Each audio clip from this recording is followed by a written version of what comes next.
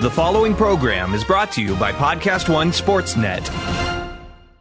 This episode of the Steve Austin Show is sponsored in part by DDP Yoga. Working hundreds of matches over the years, it ain't no surprise that my body has taken its share of bumps and bruises. My buddy Diamond Dallas Page knows all about the wear and tear the ring takes on your body because he'd been there and did that himself. And his DDP Yoga fitness system was specifically designed to burn fat, reduce pain, and heal from injuries. Dallas is so positive that you'll absolutely love the DDPY program and using the DDPY app that he's doing something he ain't never done before. He's going to give you 7 days free to try it out. Yeah, that's a week to try the program, explore the app, and own your life, and it's completely free. Listen, DDP Yoga can work for all ages, weights, and fitness levels. It's a kick-ass cardio workout that will dramatically increase your flexibility and strengthen your core like never before, all with minimal joint impact. Just for listeners of the Steve Austin Show, you can save 20% off an annual membership for the DDP Yoga Now app off any DVD pack. Just go to ddpyoga.com/Austin to get started and check it out. Dallas will be at WrestleCon in New Orleans, April 6th to the 8th for photos and signings. Come meet Dallas and over 200 other wrestling superstars at the biggest wrestling convention in the country. For those of you across the pond, DDP is headed back to the UK and is putting on another DDPY Inspiration Meets Perspiration workshop for one night only. Thursday, April 19th at Frome Sport and Fitness in Somerset, England. Come on over to this incredible 3-hour workshop where you'll get to meet DDP, get a kick-ass workout, and hear DDP's secrets to staying motivated. Get your workshop tickets at ddpyogaworkshops.com. Can't make the workshop? Don't worry. You can still catch DDP in person at the Wales Comic-Con April 21st and April 22nd. Details and tickets are at walescomiccon.com. The following program is a PodcastOne.com production. From Hollywood, California, by way of the Broken Skull Ranch, this is the Steve Austin Show. Give me a hell yeah. Hell yeah. Now, here's Steve Austin. All right, everybody, welcome to Steve Austin Show. I am coming to you from the mean streets of Los Angeles, California today. Sitting here at 317 Gimmick Street in my Austin 316 office chair. Kick back. The sky is absolutely gorgeous outside. The weather, the temperature, the breeze is absolutely phenomenal. It is a beautiful day here in Marina Del Rey, California, as I'm sitting here talking to you and looking out my window. And I'll be damned if that dog next door didn't stop barking for a little bit. That guy across the alley stopped using his belt sander for just a second.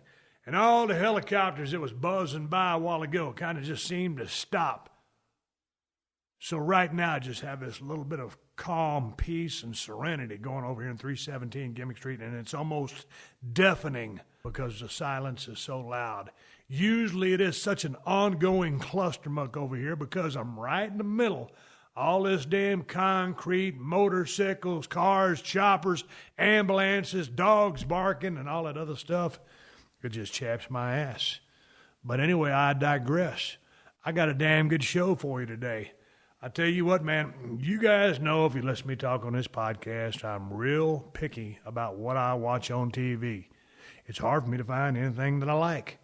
But one of the things that I did like was that old rock and roll show, that heavy metal show called That Metal Show, hosted by Eddie Trunk, Jim Florentine, and my guest today, Don Jamieson. I was milling around the other day and I got a text message from a booking agent. And I guess the same person that books Jim Florentine helps Don Jamieson out with his bookings. And I got a text message that said, hey, Don's coming out.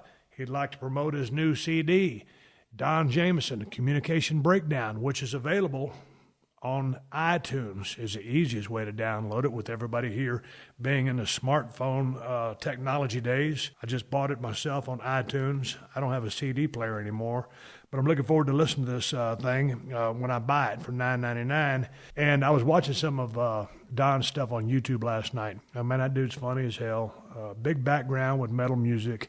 And, man, we're going to sit here and we're going to talk about metal. We're going to talk about stand-up. We're going to talk a little bit about wrestling, some of the similarities that go into both businesses, and just his take on things. And that was a breath of fresh air to have a guy like him come in here and shoot the breeze and talk a little bit about sports and all kinds of – but we basically talk about everything under the sun. So Oh, Don, anytime you're in town, please come back and stop by again for another conversation at 317 Gimmick Street. And once again, the album is Don Jamieson, Communication Breakdown.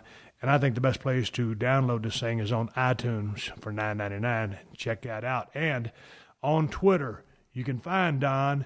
His Twitter handle is Real Don Jamieson, Jamieson, on Twitter, Real Don Jamieson. So anyway, that's my conversation for today. But before we get into Don, there's a damn kid running down the sidewalk with a dog running behind him. I'm sure that's the same damn dog that's been yapping his fool head off, making my damn hair turn gray. Well, if I had hair, it would be gray because of that little bastard. Hey, man, I'm fixing to get on an airplane and head down to New Orleans, Louisiana. I guess I'm heading out of here from 316 Gimmick Street. I'm going to head down there on Friday. I sign autographs on Saturday and Sunday, and I'll be signing for a pretty good while. These are probably the only two appearances I'm going to be making this year. If you hadn't got a ticket, hopefully there's some still left. I'd love to see you over there. I'm looking forward to seeing everybody. From what I hear, everything I've gathered at that WrestleCon, there's going to be about 200 guys and girls over there. So I'm looking forward to seeing everybody like I've been telling you about. And I'm looking forward to meeting the people that, were Stone Cold Steve Austin fans. I tell you what, man, I had a good time in the business, and I very rarely make any personal appearances. And I'm making these two, April 7th and 8th at WrestleMania. I'm looking forward to seeing the pay-per-view. I'm wondering how everything is going to shake out. Tonight, well, it'll be tomorrow as you listen to this podcast, but I'm looking forward to watching this week's Monday Night Raw and this week's SmackDown to see how these go-home shows do and, point the direction as we head into the biggest show of the year. They always pull out all the stops at WrestleMania, so I'm wondering, and I'm really curious about that main event with Brock and Roman, about how that's going to go down and what fashion that's going to go down. And I'm thinking, is it going to go down like everybody's thinking it is? Or is that a spot for a hellacious swerve and then to pick it up next time on the pay-per-view after that? So I'm just kind of speaking very, broad strokes, not saying anything. I'm just wondering how that's going to go down, and hopefully those two guys knock it out of the park and rip the roof off that Superdome. Or is it the Silver Dome? It's the Superdome. But anyway, I'm going to watch both the shows and see what direction everybody's going, and I wish everybody luck. And everybody going down to New Orleans, people are coming from all over the world. I wish everybody safe travels when you get down there. Stay out of harm's way and have a good time. New Orleans. That's a big reason. New Orleans is one of the big reasons I'm going down to this pay-per-view, just because I love that city so much. I got a chance to spend a lot of time down there in my wrestling days, all over the great state of Louisiana. I love the Cajun food. I love everything about that area. And when we were filming The Expendables, I got a chance to stay down there for about 3 months solid. And that city is just, it really endears you to it. And it's a great place. And if WrestleMania was anywhere else, I don't know that I'd be going. But New Orleans is a big part of the reason I'm going, and I'm looking forward to meeting everybody down there. But anyway, I got some business to take care of before I get in my conversation with Don Jamieson. And here's some words from our sponsor: Backbreaker, Deathlock, Brainbuster, Exploder, Goozle, Tombstone, Skullcracker, Vertebraker, Spear, Gore, Stunner. Now, whether you're a construction worker, warehouse worker, or even a pro wrestler, if you hear certain words on the job site, it can make work painful and uncomfortable, usually for your opponent. So at least get work gear that is comfortable. Timberland Pro, work shirts, pants, and boots, head to toe. Timberland Pro, not uncomfortable. Hey everyone, I'm Wade Keller, and it's WrestleMania season. So be sure to subscribe to the Wade Keller Pro Wrestling Podcast here at Podcast One. I produce 2 new shows each week. Every Thursday on our flagship show, I'm joined by a co-host from the wrestling journalism field to talk about the hot topics in WWE and elsewhere. Every Friday, I'm joined by a guest who has worked in the wrestling business, including ex-WWE creative team members like Kevin Eck, talking about Drew McIntyre. Drew was a young guy, and did it go to his head, and did he walk walk around like he was the chosen one? He did. And I was frank with him. And I said, Drew, just so you know, this is how they view you. And Podcast One's own Christian Harloff talking about his days working for WWE and Vince McMahon specifically. As far as the perception of him, I mean, he's the king. He walks in and it's just, you can feel it. I mean, if the Force was real, you would feel the Force powering into the room when he enters. And pro wrestlers, including NWA World Heavyweight Champion Nick Aldis, also known as Magnus, talking about the challenges facing Ronda Rousey as she transitions from MMA to WWE. I'm sure if you asked Ronda, she'd probably say that this moment is the result of hundreds of people's work, meticulous preparation and planning and timing and everything, and now suddenly it's like, go. And that can be very overwhelming. Just search Wade Keller on Apple Podcasts or on the Podcast One app or anywhere else you listen to podcasts. This is the Steve Austin Show. All right, I'm sitting at Roll of Sound at 317 Gimmick Street. I got Don Jamieson sitting across the table with me. His buddy Izzy's over here.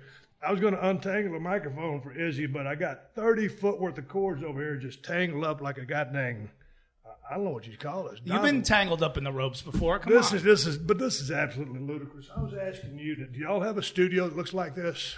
This is fancy. This is high dollar. That's that's like the Radio Shack had a going out of business sale. And here's a bunch of wires. My personal assistant quit on me yesterday. Can you believe that? And your dog already ate my socks. He wants me to play with the tennis ball with him. Jesus Christ. It's good to see you. Man, I've been a fan of That Metal Show. Seems like everybody's a big fan of That Metal Show. Yeah. And then why are we canceled? Dude, that's right. Dude, I had a show on CMT, Broken Skull Challenge. I don't say canceled. It didn't get renewed. Yeah. But what happened to That Metal Show? Because Jim Florentine, one of your good friends, was on the show a couple of months ago. I was like, dude, what's up? That was such a damn good show, and there's so much rock and roll out there and so many iconic people and upcoming people. Why would that show not get renewed? Well, here's the thing, man. They took off the whole network. So VH1 Classic is totally gone. It turned into MTV Classic. So, I am proud. Like we know how to get a show canceled, right? The show just doesn't go away. We take down the whole network with us. Yeah. So three idiots from New Jersey. We had 14 seasons, man. It was so much fun to do, but it's tough getting back on now because like all the TV executives are 30-year-old hipsters. So if we wanted to do that EDM show, we'd probably be back on tomorrow. But none of us know anything about that music. We're all metalheads. We're all middle-aged dudes from Jersey, How long have you been doing the stand-up stuff? So over 20 years now, man. And you were a communications major in college. Yeah. Dumb question. I've asked this before to people who had the same degree you do, but I've been hitting the head with so many steel chairs. It's like asking a new question for me. What do you do when you get a degree? And what do they teach you as far as communications? Does that mean you could be like a radio DJ or television personality? What? You know what? It was just a generic kind of major where I was like, I could probably pretty much do any. I knew I was going to be into entertainment somehow. Really, the only thing you learn in college is how to chug beer, which you're an expert at. Right. So, other than that, it was just learning how to live on your own and do your own thing. And I wasn't really sure what I wanted to do. I was on the radio at the college, but I always loved stand-ups and I always loved hard rock and metal, And so when I first played in bands in high school, but then I just realized, man, it's just like, it's the Real Housewives. No matter how much you love your bandmates, right? It's always this drama. This guy his girlfriend doesn't want him in the band. This guy can't tour. This guy doesn't show up for rehearsal. And you got to split the money 5 ways. Yeah. I was just like, comic is way better, man. Don't have to lug any equipment. I don't have to worry about anybody not showing up. It's just me. I don't have any, I just put my dick jokes in my pocket and I go.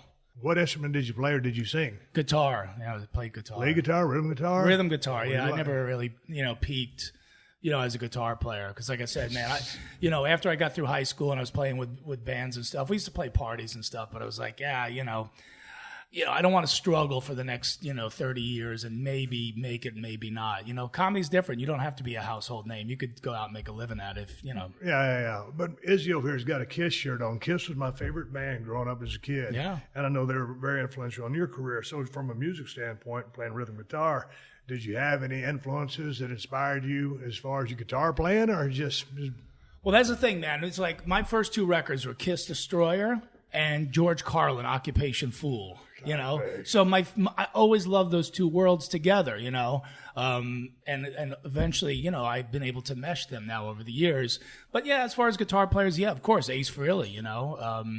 You know, you can sing every one of his solos, you know, like they might not be the most technical solos, you know, he couldn't play in Dream Theater, but that guy couldn't play Ace Frehley's leads either. Because Ace has that swagger, man, that, you know, like we were talking about off the mic. It's like, you know, all that like angst and that craziness of, especially back in the 70s where Gene and Paul were the teetotalers and Ace and Peter were kind of the bad boys.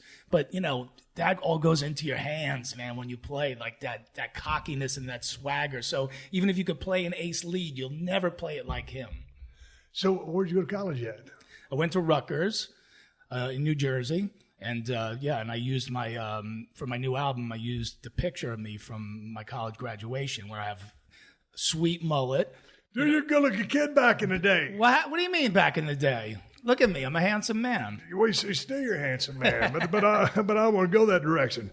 Look, outstanding human being here, but business in the front, party in the back. Come on, you know when that you look. decide to grow, we call this in the wrestling business, those are pork chops. Yeah. What do you call them in Jersey? Pork chops or just some hair on the side of your face? Just not caring. I just, you know, it's just like, it's, you know how like eventually you stumble across a look and then people latch onto it? That's what happened. Yeah. You know, I just didn't shave really good one day and people go, oh yeah, I like the pork chops, man. You should keep those. So just always had them. If you were cutting your teeth way back in the day on Carlin, that guy's one of the smartest guys in the world.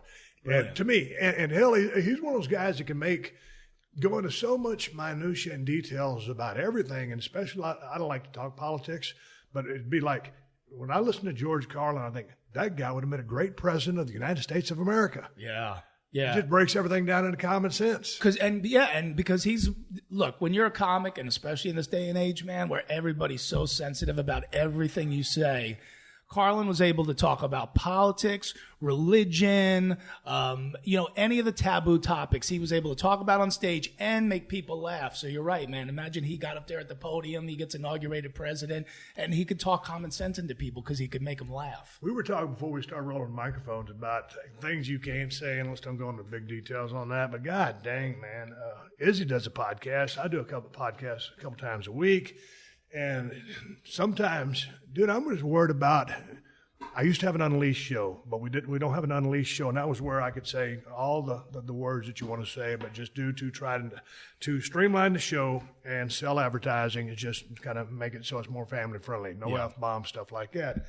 But it's like, man, even on that show, I mean, there are certain words that you can't say. They're going to get your ass in trouble. And it just seems to me like in 2017, going into 2018 now, and even before that, dude, back in the day, and you're from Jersey, I'm from South Texas. I grew up here hearing all kinds of shit. And think about being in the Northeast, whether Jersey, New York, that whole area. People got to tell you how it is, like it is. Kelly's attacking Izzy. I got a lawsuit on my hands. She just bit out his right eye. Point I'm trying to make is, if Callie would leave me, I used to have another lab that used to mess up my podcast all the time. Callie has taken her place. Dude, do you ever get leery about, no, my point is, people just seem these days to just be looking to get offended or get their feelings hurt by anything and everything. It just seems like we have become, not we, everybody else has become so soft-skinned. To me, it's almost frightening. It is. And like, but the thing is, like, I got to be able to talk on stage. I got to be able to say stuff that's going to make people a little uncomfortable, but that's the thing. It's like something you say 2 weeks ago, now you can't say today. It's like every couple of weeks you got to watch the news and see what you're allowed to say because you don't want to get hashtagged or out there, But at the same time, the people who've been coming to see me for 20 years expect a certain edginess to me. If they show up and I'm talking about kittens and puppies and how cute they are, and they're going to walk out on me. I was talking to Bill Burr, and it is like, because, man, that dude gets away with a lot. Hell yeah. And he goes, along those notes, he goes, Steve, when someone buys a ticket, they're buying in, they're signing on. They know there's going to be some edgy stuff there. But, I'm not just talking about just within the show. I understand once you buy a ticket and you buy into, the Don Jamieson experience or the Bill Burr experience, but, man, just as far as being on a stick or trying to do an interview, live on TV that's going to go everywhere, just, man, I'm really careful about what I say these days because Everybody's looking at the feelings hurt. It just bothers me. Yeah, I mean, you got to learn a whole new vocabulary every couple of weeks. So, like, what can I say? You can't say you can't take an illegal left turn now. You got to take an undocumented left turn, and you can't have a disabled car on the side of the road. It's got to be a differently challenged car on the side of the road. Like, what do I say anymore? I don't know. But you got to be, especially when you're talking on stage every night. You got to figure a way to be creative, and maybe it's just a matter of, you can keep your edginess, but you just got to word things a little differently. Were you a big Mitch Hedberg fan? Because I thought that guy was just – a lot of people didn't get him because I think his cadence, and I think he was so smart and dry, and I love the way he delivered jokes. A lot of people don't get him or didn't get him. I know he's dead from a heroin overdose, but were you a Hedberg fan? Huge Hedberg fan. I'll give you a little piece of trivia. So before I started doing comedy, I worked at MTV. And I used to work on the stand-up shows on there. And I was the first guy to ever book Mitch Hedberg on television. He was living in his car. And he's just driving up and down the West Coast from, going like up from Seattle all the way down to San Diego and back and forth, and just like trying to, work in all the clubs and stuff. And I got a tape somehow across, my desk, and I was like, man, this guy is amazing. And that was 20 years, that was like 25 years ago, and he was great then. And but I didn't know what he was going to turn into, man. Like, to do one-liners for 45 minutes and you never get bored of it. Yeah. Like, only guy that did that I can think of is Rodney. That's what I was watching, because I was watching The Tonight Show with Johnny Carson. Yeah. Watched a lot of Dangerville stuff when he was on there. Yeah. And everybody, when you read the comments, the dude just killing it with one-liners. Yeah. And then, Stephen Wright was another interesting guy. Yep. Pretty cerebral, very dry. Did you get in any of his stuff? Yeah, he was amazing. I mean, I think we all have that album. What's the pony one? I Have a Pony, or the one that was real big for him back in the day. Yeah, he doesn't get out he still performs, but not as much. I wish Richard Pryor was still around. Oh, dude. That guy, to me, during his, and I love Dice too, especially when Dice, before he, kind of changed his style to kind of make it work for everybody, and then it blew up on him, and now he's kind of made the comeback. Mm-hmm. But when he first broke out, I mean, that guy was one of the most outrageous. It was phenomenal. He's the reason I stepped foot on stage the first time. Yeah. How was stepping on stage for the first time? Because I like to consider myself, a person with a sense of humor, or I can be funny, but I'm certainly not a stand-up comic and don't have any desire to do so. But what was that, like you say, he made you want to get on stage.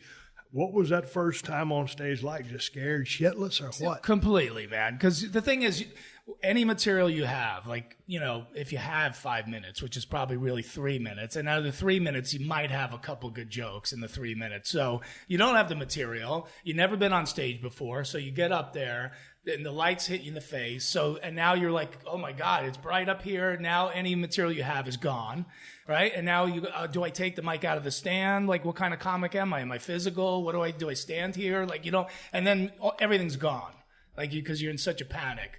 And I did about 5 minutes, and I got like 4 mercy laughs. Yeah. And I got on stage, and it was like I just destroyed Madison Square Garden. Because that's all I wanted. I just wanted to try it, and that I even got 1 laugh. I was like, okay, that's all I need to get up and do it again, man. I'm sure it's the same with you with wrestling, man. It's that high, man, when you get the crowd going, and maybe in the early days they didn't go as hard as they did in the later years. But, man, it's such a good feeling, man, that performance high. It's a good feeling because it's like, especially just like, what you just talked about, having 5 minutes, but then maybe really 3, and then, you might get a couple chuckles. Yeah. And so when you first go out there, I'll never forget, I've been wrestling for 2 months. And I've been working on a freight dock, loading and unloading trucks, driving a forklift. And I was starting to work, Friday nights and Saturday nights at the Sportatorium in Dallas, Texas. And I, asked a new promoter who had just bought the territory. I said, hey, Jerry, when do you think I can start working full time? He goes, hell, Steve, I think you're ready now. So this is just like being a brand new green comic, and there was a brand new green wrestler with about 5 months of wrestling school, 1 day a week with 25 other people. So didn't get a whole lot of reps in. Man, I go down, and we're in some town right outside of Memphis, Tennessee, and I'm going to work with a guy in a mask and a hood. He's calling a match. I'm green as grass, and I got a hearing loss. We're actually talking out there in the ring. And Dutch Mantell, the booker, tells me, he goes, y'all go out there and give us about 8 minutes, and then he gave us a finish. And so I'm thinking, Jesus Christ, what am I going to do for 8 minutes? Yeah. And that sounds like an eternity. And then, later on, I mean, hell, it'll take you 8 minutes just to get in the ring. Right. And so it was a real, to me, there's so many parallels with being a stand-up comic and being in the wrestling business, and also, to a degree, the music business. And sometimes when you get out there, I know this happened to you a bunch of times, you get on a roll, you've been doing this for a long time, but you go out there and shit just ain't working. And it's like, all the highs and all the adrenaline. Tell me about going out there and just getting crickets. Yeah, but you know what it is, man? It's like I could, in the early days, if someone would go, hey, I heard your comic. Could you do 15 minutes? If you had 5, you went, yeah, of course. So you'd make up the other 10 just by doing crowd work and using your personality, man. And that was good training ground, for later on. Is so if your material's not working, then you can at least adjust a little bit. You could see somebody in the front row and make fun of them for 5 minutes and then kind of fill the time and then maybe get back into your material. So there's tricks to the trade, just like with anything. But there's some comics who just go right by the script. And if the audience ain't responding, that's a long effing hour, man, because they have nowhere else to go. For me, I'm like, I have in my mind what I want to do when I get on stage, but I always hope it goes completely haywire. Yeah. Because I love that unpredictability of doing it. And I also love, that's why I love Dice, man, because Dice was less of a comic and more of a rock star. Yeah. You know what I mean? And I always loved that dynamic, rock and roll and comedy. And Dice was the perfect combination of both. He had the leather jacket, the attitude, the cigarette, but he was he had a character to work with. Yeah. And I ended up opening for him for 10 years, man. That's pretty cool. Going on the road with him, man. That was the fastest comedy education you could ever get. So you want to talk about going up in front of crowds and having to win people over? Go in front of a Dice crowd. If you don't get that first joke out in the first 3 seconds, someone's going to yell out, "You f***ing suck," and you're done. Yeah. Yeah. So I learned real quick. I run to the mic every night. So you're getting pretty busy as we spring into April. You're going to hit the road, right? I'm always on. Comics. We don't really do as much touring.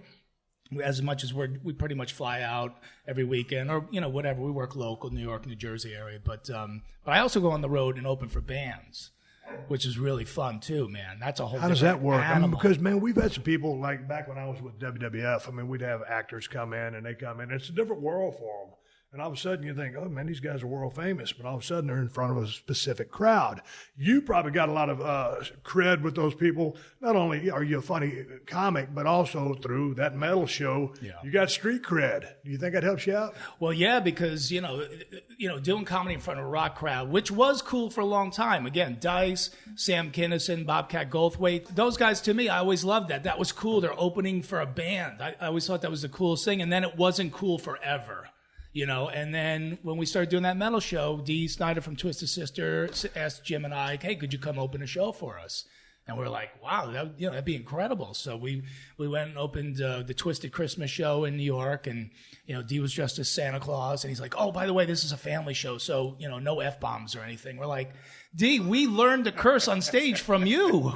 Like you can't. You're gonna take away my whole gig. Yeah, like if we go out there, we need all our bullets. This is still a rock crowd, Yeah. It's a totally different animal than when you do a comedy club where people are seated, they're having a reasonable number of drinks, they know that you're a comedian, but when you go out in front of a band, man, it's like everyone's been standing up, mostly they're pretty wasted. So it's the same logic, man. You got to just go out and attack right away. But I have so much material about bands and music and musicians and stuff. So I keep it kind of all in that world. So it's not too weird. I don't want to go out and start talking about relationships and stuff like that. Nobody wants to hear that. But I go out and talk about Motley Crue and Ozzy and Judas Priest and Black Sabbath and AC/DC.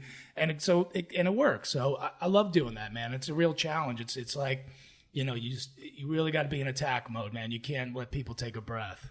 Dude, how long you been on the road now, and you still enjoy it? Yeah, 20 plus years, yeah.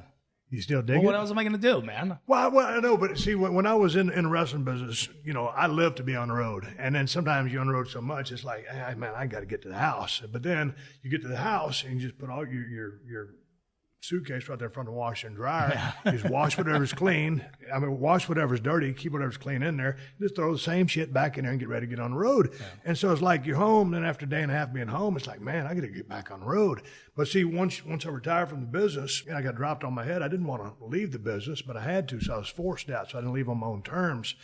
Man, it took me 3 years to return to what I call being a civilian again. Yeah. So now, like going on the road, it's not something I enjoy. But if you're in the groove and it's what you're used to doing, it's the cycle and it's routine, then a whole different ballgame. Yeah, that's why I'm married and have no kids, and I'm 51 years old. I mean, how long have you been married? No, I'm not. Oh, you're not married? I have no kids, nothing. Yeah. I mean, because of my lifestyle, people gets, That might have been one of the smartest plays of all time, dude, because all of a sudden, man, you get married and then you have kids. That's a game changer. Yeah, then I have to stay home. Yeah. And I'm not a stay-at-home guy. In theory. Yeah, but I definitely will. I'll go through what you went through, man. I'll have, road comedy PTSD, like, what do I do? I'm not leaving on Thursday again to go somewhere. I don't know what to do with myself. I got to find something else to put there. What do you do when you're on the road, when you're not at the gig? Because like in the gig that I was in, the world that I was in, I mean, you're traveling with 20, 30 guys, a couple girls that are on the crew, the referees. I mean, man, it's like, wrestling came out of the carnivals, man. And so, we're just kind of like this family. It's very dysfunctional. And there's some real cool cats there, don't get me wrong, some of the greatest people I ever met. But so you're traveling around, and then, you talk about that adrenaline rush after the matches. Let's say we're on a high, everything's going good and we're having good matches. So you got that adrenaline spike, and then you go back to the hotel, and man, it's like for us, we're hitting the booze, the whiskey, and whatever. So you're basically out there. Are you by yourself? So are you a one-man posse? Or you got an entourage you bring on with you, trying to keep the overhead down? I bring Izzy. Okay. No, I have no posse. That's what I said. That's what I loved about comedy to begin with. I like counting on me, and that's it. Right. But you're right, man. After you have a killer show, you have a killer match, man, you're so high from the performance, man. You can't go to the hotel and go to sleep. You're not going to be able to sleep for hours. So yeah, you usually hang out after the show, you party a little bit, whatever, and then, I sleep in. I do try to stay healthy on the road. Florentine's the same way. We usually hit a gym while we're in town just to try to keep some normalness to the schedule. And then, like I'm a big sports fan. So if there's a sports team in town, I try to catch a game maybe during the day or something, go to a hockey game or football or baseball or whatever. And, when you're single, you tend to, go out and hang after the show and, abuse yourself a little bit more. Do you drink? Yeah, I'm a beer drinker. What kind of beer you drink? Miller Lite. My whole album is about this. My whole album, Communication Breakdown, is about Miller Lite. Talk about Communication Breakdown, and why is it about Miller Lite? It's the whole through line of the album. Yeah. I talk about it so much. They actually Miller Lite got in touch with me, and they said, we don't sponsor artists, but we'd love to send you like a thank you for talking about our beer on stage so much. So they sent me this huge box to my house with cases of beer and shirts and hats and all that kind of stuff. So. But because it all came out of when people always want to buy you drinks, you know, right? They see, we can see, there's Stone Cold. He won't chug some beers with him, right? So after comedy shows, people are like, hey, I'm going to the bar, great show, what do you want? I go, you're buying? I'll take 6 Miller Lights. And I see how many times I can get them. Because people will go do it if you keep a straight face. They'll go, you really want 6 Miller Lights? I go, yeah. That's what I drink right after the show, 6 Miller Lights. Yeah. And so that's the through line to the whole album is about drinking 6 Miller Lights. So people come to my shows and they go right to the bar and they buy 6 Miller Lights for me and they'll bring them up onto stage or they'll be waiting for me on the bar after the stage. So it's became this whole crazy thing. So it's a good way to save money by getting free beer. I should talk about threesomes more. Here, you got some threesome stories? Well, I'd get a lot more of them if I talked about them on stage. Why am I talking about beer? Hey, here's the thing. When someone brings you a beer, one of the big things from being in the business that I was in, man, you got some crazy-ass guys that are just, we call them ribs, jokes, practical jokes. And, man, if somebody's got a drink or someone sends me a beer, like I'll be somewhere and someone say, hey, so-and-so from the bar sent you this beer. And, maybe the beer traveled 30 feet or 30 yards. And if it's in a mug or if it's in a bottle and the cap is off, it's like, well, I'll take the beer and I'll give them the old, hey, man, thanks for the beer. But I'll just put that thing on my table because I'm real leery about someone spiking that damn beer. Are you the same way? You don't believe me, dude. If it's 3 feet and I don't have my eye on it the whole time, I'm worried someone's going to Cosby me, man. You know? Right. So yeah, that's why 6 Miller Lights are so good. You know, it's like you don't have to just buy the whole 6-pack and they don't have to open any of them. But yeah, you got to watch out, man. You really don't know like what's going on out there. Or the other move I'll do is, or me and Florentine will do is I'll be like, come on, I'm going to buy you guys drinks, and we'll go. Now we'll just take the cash. They go, well, I'm not going to give you money. I'm like, well, you were going to buy the beer with it anyway, so why don't you just give us the cash? Jesus Christ. A new low. Yeah. We'll take the cash. How do you go about the writing process to write some new stuff? Is it always going? You try to turn it off, or is what? Yeah, I mean, every comic has a different thing, man. For me, it's just like scraps of paper, man. I write everything out, you know, and then when I see the pile get kind of big, I just, you know, scoop up the whole thing and I go sit somewhere quietly and I just go through it and then just try to, you know, flesh everything out. But there's no rehearsal for comics. Like we rehearse on stage. So anytime you have a new joke, I mean, I can't talk into a hairbrush into the mirror. The mirror's not going to laugh, or, you know, I have to do it somewhere. So we got to do it literally in front of the crowd. So. Yeah, but you got to work the beats out and just kind of go through some time. That's where you work it out. Yeah. Yeah. I mean, like I said, you could do it in your house, but there's no one's spilling a drink or nobody's laughing in a weird spot that you didn't expect or you know what I mean? Like there's so many variables that go into it. And look, so after a bunch of years, you have enough material that you know kills, right? So you hide the new stuff in between. So if it doesn't get that big of a laugh, you know, you just kind of go, and then go into a bit that you know is going to kill again. So you sandwich that stuff in between. But it's tough, man. On my last record, man, I'd never been a storyteller. You know, I love the shotgun jokes, man, like a machine gun. But I took on more storytelling the last time because I had so many crazy, unique stories, and I'm not a good storyteller. Like I like to just get to the end, and then and the horse had no legs. Now let me tell you how we got there, and then I got to explain the whole thing, right? But that was a good exercise in like the pacing of trying to tell a story, you know, and all that. And that was a really hard thing to do, but I'm glad I did it, man, because it definitely made me stronger as a comic, and I got to tell stories that were more unique to me, that, you know, nobody could steal. Like there's a bit on the new album about a drunken encounter I had with Kiefer Sutherland. I was reading about that. Where yada, yada, yada, he gives me a hickey. So if you want to hear the rest of the story, you could buy the album. But I'm like, what other comic could tell that story on stage? And people would be like, that's Jamieson's bit. Yeah. I mean, how many comics has he given a hickey to? So yeah, I was afraid to tell it on stage, but I'm like, well, wait a minute, it happened. You know, so, you know, if he has anything to say about it, he probably wouldn't remember that night anyway. Where were you? It was in New York City at a movie premiere party, and I made him buy me 6 Miller Lights. Oh, yeah? Yeah. Because I was asking him, because he's a rock guy, so I was asking him about playing guitar and about he has a record company and stuff. And then ask him anything about movies or 24 or anything. And he's like, man, you're the only guy who never, you know, asked me about my movies or anything. That's cool, man. I'm going to the bar. What do you want to drink? I'm looking at, and Eddie Trunk was with me at the time. I go, I'll take 6 Miller Lights. Oh, Jesus.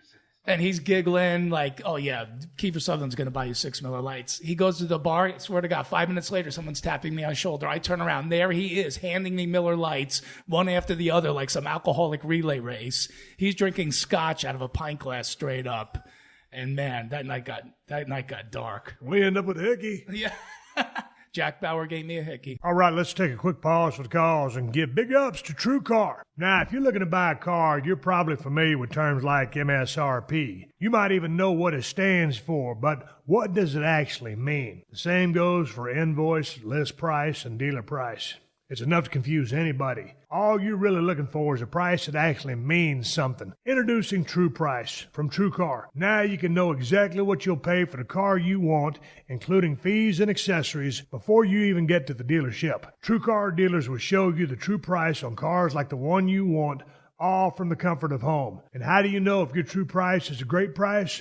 Because True Car shows you what other people paid for the same car you want. And your certified dealers know this, so they set their true price competitively so they can win your business. So when you're ready to buy a new or used car, visit True Car to enjoy a more confident car buying experience. Some features not available in all states. You're also going to need car insurance for that new vehicle. Go to geico.com, and in 15 minutes, you could be saving 15% or more on car insurance. That's right. Save hundreds of dollars on car insurance at geico.com. Extra money in your pocket? It may just be the most rewarding thing you do today.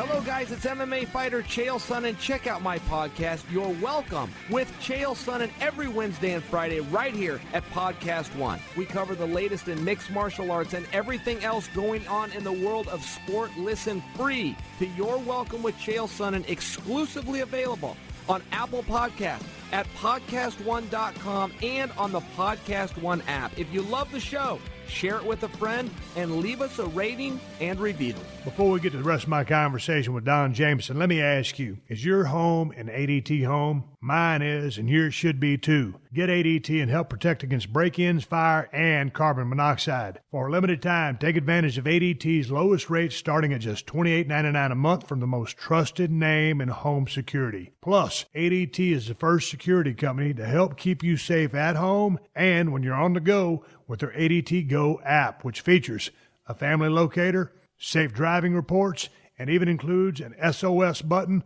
with 24/7 emergency response. The best part is that you get ADT Go with the purchase of any security system. Just go to ADT.com/podcast to take advantage of ADT's lowest rate. 36-month monitoring contract required. Early termination and installation fees apply. Excludes taxes and fees. Applies to traditional services only. Certain markets excluded, and licenses available at ADT.com. This is the Steve Austin Show.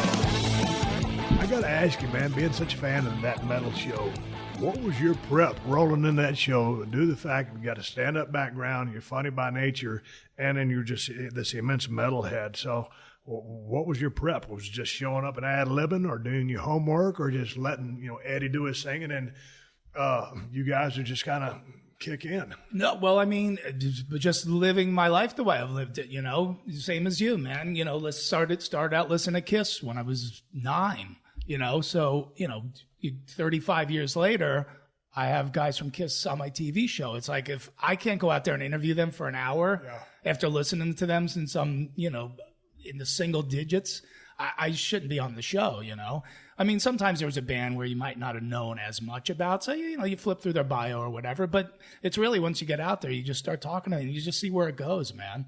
I've been listening to the hard rock and metal my whole life, so if I can't go out and talk to Alice Cooper or the guys from Black Sabbath or Judas Priest, why am I there? But every now and then you'll get a guy or person that's just not that talkative. And sometimes I'll be on a podcast and I'll have somebody a question and they'll go, yeah. Yeah. And I'm like, help me out just a little bit. It's kind of like that old Groundlings thing or some type of improvisational thing, which I've never taken anything for, like yes and. So give me an answer, but then please expound upon it. And if you got a punchline or something in there where we can draw a little time out of it, it would be absolutely wonderful. Because I've seen a couple of cats that were like that on the show. Yeah. But there's 3 of you guys to carry them. Well, that's the other thing. It's like, there's 2 other guys who have your back. But like my hero is Lemmy from Motorhead. That is actually where the idea to grow the sideburns out, on him they look cool. On me it looks like I'm being ear banged by 2 chipmunks. So, but and if I could grow 2 giant moles on my face, I would do it. That's how much I love Lemmy. Yeah. But sometimes he was really tough to interview because sometimes he just he has that strong British accent. Sometimes he just mumbled, and sometimes he just gave you really short answers. So as much as I loved the guy, he was a tough interview sometimes. But, I always said, look, if he just sat there on the set and smoked the whole time, that would be the coolest thing ever. So I wasn't that worried, but you really, or even like Brian Johnson from AC/DC, man. Guy's got tons of personality. He'll tell a 10-minute story for every question. I can't make out half the stuff the guy's saying. Right. Because he's got that really thick UK accent. And it's like, we almost put subtitles up on the show. We were watching the rough cut. I'm like, we might actually have to subtitle him. Dude, that's the thing. We've gone to England so many times, and you go to different areas. Well, it's like you and I sound a little bit different. I'm from Texas, you're from Jersey, and you can go to different places and hear a little bit of changes in, dialect? Yeah. And so, but when you go to England, first of all, straight out of London, you can pretty much understand. But when you go to some of these different areas, just like you just said, dude, I don't understand. And here's the thing. I think I sound pretty normal, but I guess I sound like some just super hick to them because sometimes they'll have a hard time understanding me. And I'm like, you can't understand what I'm saying. I really can't understand what you're saying. And I don't know why that is. I'm only catching every third word of yours. So. Oh, Jesus Christ. But the thing about, what was the thing about Lemmy with Motorhead? Would they kind of be considered like I don't know, the first speed metal band or one of the originators? Because like out of all the metal acts or the people that, man, I love Pantera, Slayer, Megadeth, Metallica, all those bands. But my go-to stuff, my bread and butter was more the stuff that was, you know, blues based or, you know, something with a hook or a melody. And that was kind of, it would be in line with a lot of the hair metal bands and Tesla and Scorpions and stuff like that, 80s, 90s. Yep. But the thing about Lemmy, it was like everybody who was in the music business, or at least in metal, just thought Lemmy was an absolute god. Yeah. Why do you think he had such a crossover influence? Because I didn't realize how influential he was until, you know, later on. But it's like Lemmy, or Motorhead, and not every band sounds like Motorhead, but they're able to draw some inspiration or whatever from Lemmy himself. Yeah, well, that's the thing, man. But first of all, he's the real deal. Right. What you saw is what you got. Yeah. He didn't put that costume on 5 minutes before he went on stage. He slept in those stage clothes. He lived in them. He rocked in them. You know, he was a straight up guy. He was, you know, obviously he was a really bright dude, you know, but very self-educated. And he just never gave up. Like I told him, I go, you know, I've lived my life by like your sayings and your lyrics because, you know, like, don't let the bastards grind you down, like stuff like that. I always think about that when I do comedy. Like, you have a bad set and then go back to the hotel room and you're mother F in the audience and everything. But then I just think about Lemmy, don't let him grind you down, man. He just always had a way.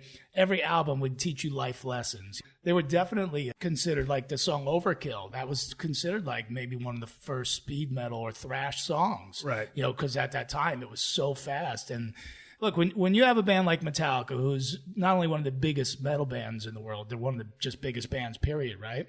When they say Lemmy's God, right, then you know he's our Elvis. Right. Totally. God, what it was like... Elvis with moles. Yeah, but it's like, God dang, lead guitar Pantera. Diamond Darrell Page. Yeah, no... Diamond... I'm in wrestling head. You're in wrestling mode. God dang, I'm drawing a blank. Lead guitarist for Dimebag Darrell. Dimebag Darrell. He was a big, Ace Frehley fan. He actually had the Ace Frehley tattoo on. Yep. And so it was like, it's funny because he was such a different dynamic player than what Ace Frehley was. Yeah. Going back to Motorhead, we were at a pay-per-view, and before you leave, or I'll send you a link to it, they played, because you're familiar with Triple H, right? Yeah. Well, they played one of his theme songs. And The Game. God dang, man. They showed up, and we were all there. Pay-per-views on a Sunday. The doors weren't open yet, and Motorhead went out there to do their sound check. And man, they just hit it. And like most of Motorhead's stuff, it's not bass heavy. It's more, it's just more mid-range and so speedy.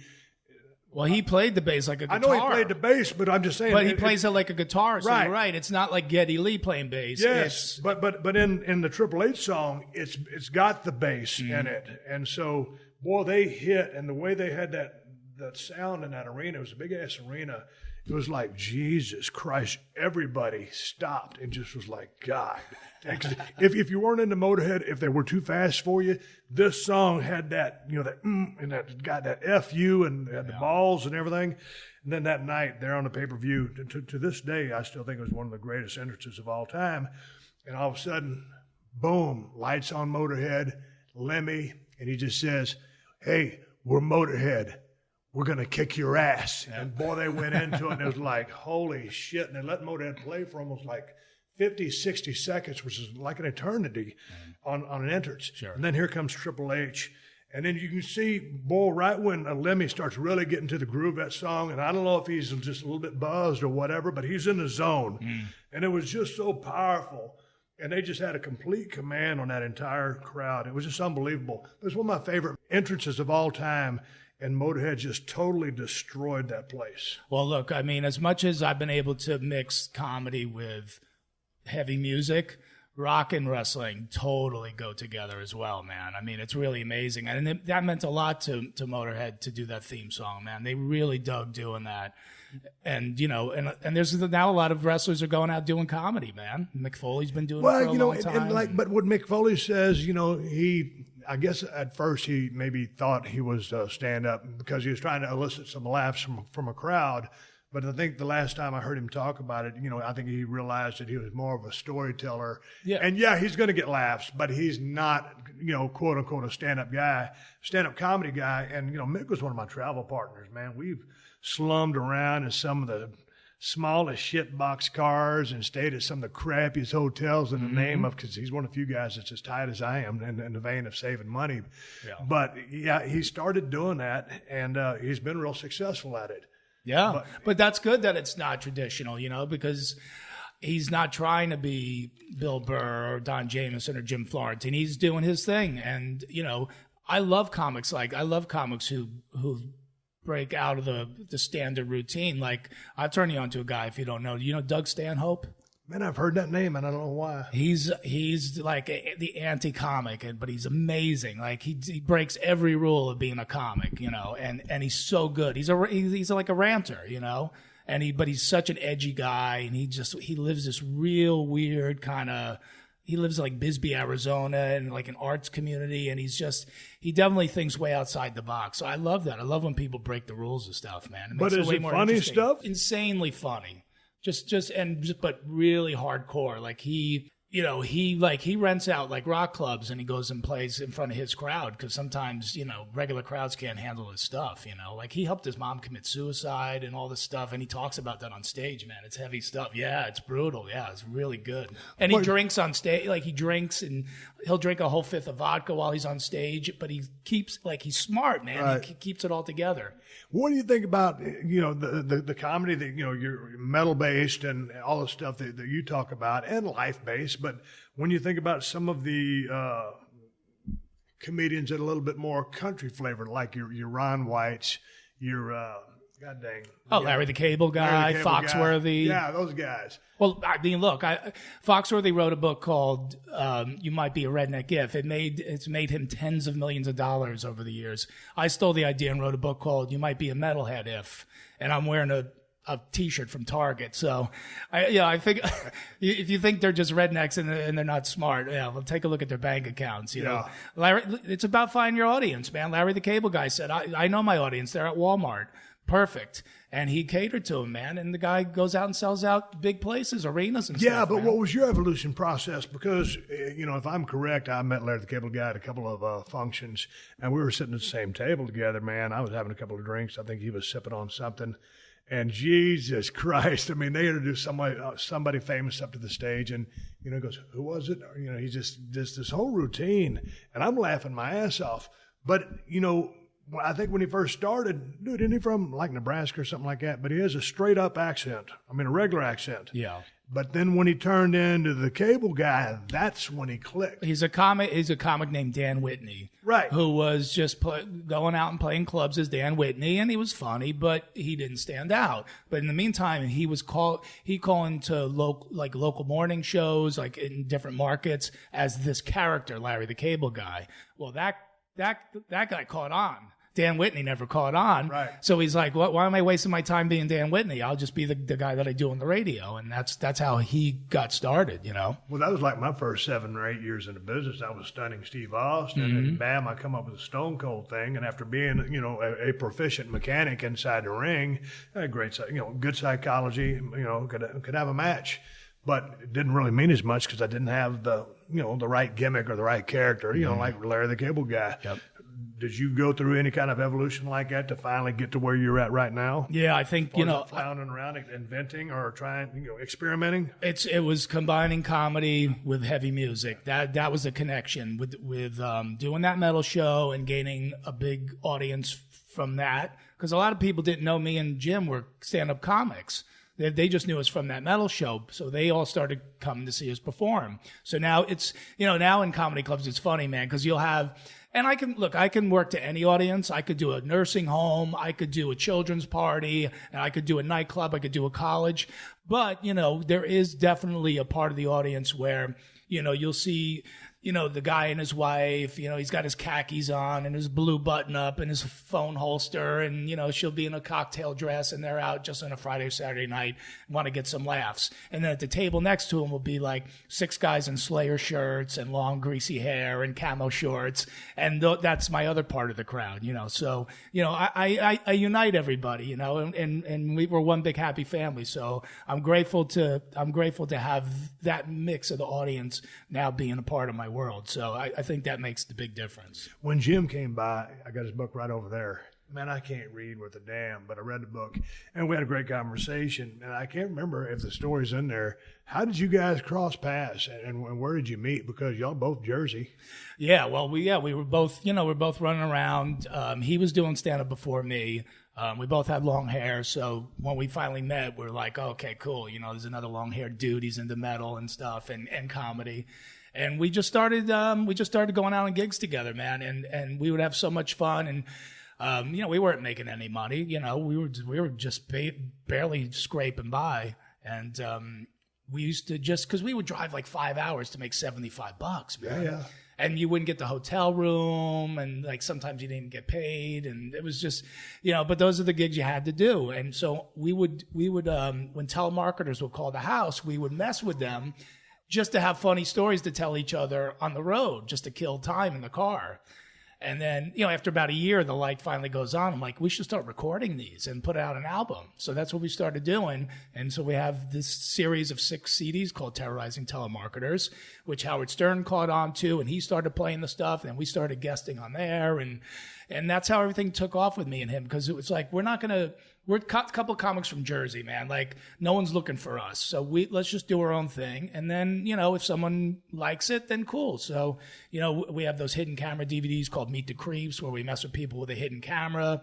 And then that same thing, man, we just put those out on our own. And then the next thing you know, we're getting deals from people and stuff like that. And guess what? Nobody's dictating the content. No one's telling us what we can and can't say. Our stand-up CDs we do on a heavy metal label called Metal Blade. Yeah. So great. They got bands like Cannibal Corpse and 6 Feet Under. They're not going to censor our comedy. You know what I mean? They're putting the most extreme music out. So, they whatever you want to do comedy wise, do it. So it's great, man. We've just been able to do things our own way. And if people like it, great. If we're too edgy for you, you got to go listen to Dave Coulier. What can I tell you? What are you guys doing if you're, let's say you and Jim were driving down the road, are you talking telemarketing calls? Did y'all sit there and plan any of that? Was it all ad lib? Because, y'all went to some pretty lengthy exchanges, and I obviously have a good give and take because you know each other so well. No. Was there any planning behind that other than first just the experimentation process and doing it as a rib? Well, it was based first. It was like we got nothing going on in the daytime anyway, so... But then it does become like a band recording an album, because I'll get up early, go to his house, and I spend the whole day at his house, and we just record calls all day. Most of them are just improv. Like, we just wait till one of us will hear something, and then I'll look at him and go, I'll take the lead on this one, and he'll know, okay, I'll trust him, and let him go. And then sometimes you just come up with a premise, and then you live it from there. Like, we have a call on one of the CDs where I go, let's pretend I'm giving you an enema during the call. And that's how we did it. And then we improv the whole thing. And then I had, I was dictating all the things that were coming out. I'm like, is that the hat from Monopoly? And, all this stuff. And the telemarketer's like freaking out, can I call it a better time? No, I just want to get this over with now. And I'm like trying to put the hose in, and it's all theater of the mind stuff. I'm like, do you have a shoehorn? I can't get it in. And, and the telemarketers stay on, because if you don't curse at them or threaten them, they just stay on. They got to make that sale. They got that script there. And so it's like, all right, I'm going to try to sell this guy. He's giving him an enema, but all right. But these days, if you're on the road, like a lot of times, man, there's LA is 310. Prefix or whatever the numbers are. There's a couple others, but one of them is 310, and then if it's like a 623 number, you can almost guarantee that it's a gimmick call, as I would say. And so, man, I just won't answer those calls, and then I'll block the number. So, like, if you're just hanging out, will you just take any phone call you see just for an experiment to see if you can get someone on the hook? Yeah, because, most people are on the do not call list, because you can sign up for that. So we're like on the please call list, There's nobody left to call. We're the last ones left that aren't on the list. So yeah, we would get mad at our friends when they called, be like, dude, we're recording an album. Don't call back. We'll be done next week, because we're just waiting for the telemarketers to call. And they're all real calls, We never set any of them up, so. Will you try to ride down the road, or you're traveling by yourself? Like, here's what we would do, man. We would be on the road, and like when you're in the wrestling business, just like you guys' business, when we first start, man, you ain't making no money. You can drive all the miles you want. You can get it $15, $20. You're talking about $75, whatever it is. Times are hard. You end up with about, a minivan with 5 or 6 guys in that damn thing, or you're just traveling in bunches, and a lot of guys are sleeping on the floor. So then finally you start getting a little bit established. So it's 2 or 3 guys in the car and you're buddies. So now the matches happen. You're riding down the road to the next town. This is back in the day. You had some beers going and you heading to the next town. So you break down all the matches that happened that evening. Yep. Talking about who did what, talking about working a leg or an arm, and then you start booking the territory, all the storylines about what the office should be doing, because Monday Night Raw is going to happen in 4 days and you're heading there. So you're booking the territory, and then you're putting yourself over in the process. If you're riding down the road with anybody, or if you're talking with Jim, your buddy, will you ever try to write material together? Or because it's not like we're trying to go over a match and someone's going to steal elements of my match. How protective? I guess my question is, how protective of you are the material that you may be discussing with Jim or anybody else, and so that they don't jack your material. And all of a sudden you're listening like, hey man, I brought up that concept and now he's got it on his show. You know what I mean? Well, like with Jim, obviously he's one of my best friends in the world, and he's the one that wrote me into doing stand-up. So I trust him with anything. Yeah. But we don't really talk about our own stand-up acts. The only time we'll kind of talk about is like if we're recording a new stand-up CD. I'll do like a week at my home club and really just hone the stuff. And I'll say, hey, could you come down one of the nights and just take some notes and give me some extra punchlines or whatever. And then I'll do the same thing for him. But other than that, we don't talk about it. But we do so many other projects together that's usually what we talk about. If we're going to do a new telemarketer CD, we'll talk about that. Hey, when do we want to record this? And like, I'll say, hey, I come up with a bunch of ideas. Or if we do those hidden camera DVDs, we talk about that. We used to do sketches on Inside the NFL.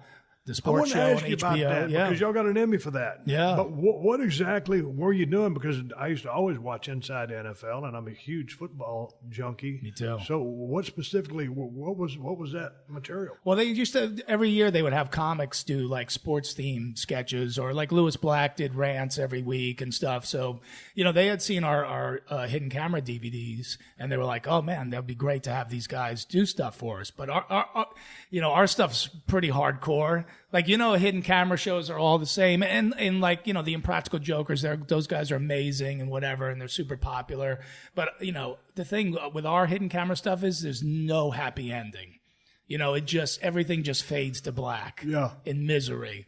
So it's once we started trying to do sports stuff in that vein, like the people at HBO are like, all right, no, we gotta start like scripting these things out, and we got to be able to prove these scripts, because we went out like to a parking lot with a Giant Stadium and wearing different teams' jerseys, like Eagles jerseys and Cowboys jerseys and stuff like that, and really tried to get people riled up, man. And it got ugly, but. So they're like, no, we're going to have to script these out after that, which was good, though, because then we wrote some funny sketches, and then that's how we ended up winning a sports Emmy. Yeah, you were saying earlier before we rolling sound, like you're a big sports guy. And so, like, in football, I'm a big football head. And like tonight, I think it's the national championship game, I guess, between Michigan and Villanova. No. So I'll watch that. Baseball season's too long. I'll wait till they get into the playoffs. I'll watch the World Series. Now, as far as football goes, hockey I don't dig. I grew up in South Texas. Wasn't no ice back in the Stone Ages, so I'm not big on the hockey deal. But football, man, preseason, but as soon as the regular season starts, I'm in. So obviously you're a big football guy, right? Yeah. Do you live and die by a specific team? Yeah, I mean, I'm a Jets fan, man. God, so it's miserable. dang it, man. Yeah. I'm gonna throw this microphone. So, throw it at my dad what- because he's the one that saddled me with all these sad sack teams that I like. No, but I'm okay with different aspects of the Jets. It just seems like, man, I don't know. I thought, what was it, Rex Ryan? What do you think? Yeah, Rex Ryan. Well, yeah. Probably held on to him a little too long. Yeah, and gave him a it's shot. season Great too defense long. coordinator. Yeah. Obviously, his dad and his brother. I mean, great. I'm not running them down. Great football lineage and a lot of success. But just as a head coach, sometimes it doesn't work. But right now, they're doing some interesting things over there. Yeah. And so for me, like, who are you cheering for? If you're Jets fans and you got New England and Philly in the playoffs, I mean, are you just sitting there like, okay, the Jets ain't in. This sucks. Yeah. Who are you cheering for? Well, I'm used to that, so I assume my season's going to be over before Halloween. So I don't even think about the postseason.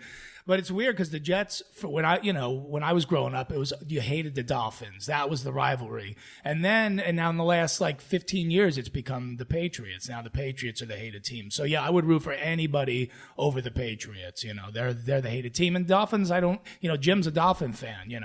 And that's he's Dan Marino's his hero. And Dan worked on Inside the NFL with us. And I wanted to hate Dan Marino so bad, the fake spike and all that against the Jets made us look like fools.